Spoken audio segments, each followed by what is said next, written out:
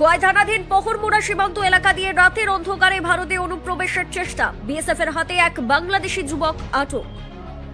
বাংলাদেশ সীমান্ত সংলগ্ন পহরমুড়া এলাকায় রবিবার গভীর রাতে টহলদারির সময় এক বাংলাদেশি যুবককে আটক করে গৌরনগর বিএসএফ 104 ব্যাটালিয়নের সি কোম্পানি।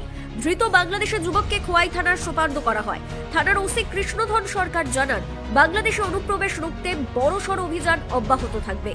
টহলরত জওয়ানদের দাবি, ওই যুবক জোরপূর্বক কাঁটাতার পেরিয়ে ভারতীয় সীমান্তে ঢোকার চেষ্টা করছিলেন। সন্দেহজনক গতিবিধি লক্ষ্য করে তাকে আটক করা হয় এবং প্রাথমিক জিজ্ঞাসাবাদে সে নিজেকে বাংলাদেশের নাগরিক হিসেবে পরিচয় দেয়।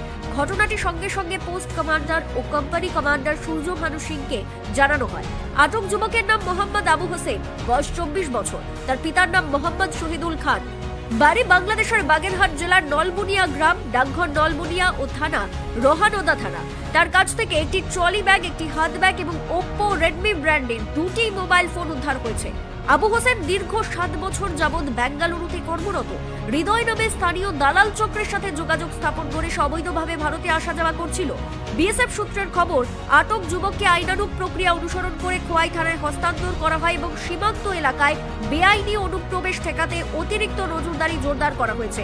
যশপাল সিং এর রিপোর্ট, ত্রিপুরা টিভি। নাম কি? আবু হোসেন। বাড়ি কোন? হ্যাঁ, বাংলাদেশ।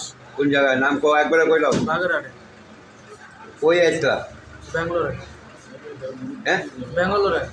কত বছর ধরে ব্যাঙ্গালোরে আছো? 6-7 বছর। কি করে যেতেছিলা? কে নিয়ে যেতেছিল তোমাদের বাংলাদেশ?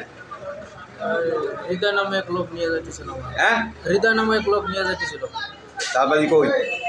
তারপরে কোথায় সেটা আমি জানি। কিভাবে যোগাযোগ হয়েছে? এখানে ফোনে কথা হয়েছিল। ফোন নাম্বার আছে? না, ফোন নিয়ে গেছে। কে নিছে? অন্যজনে।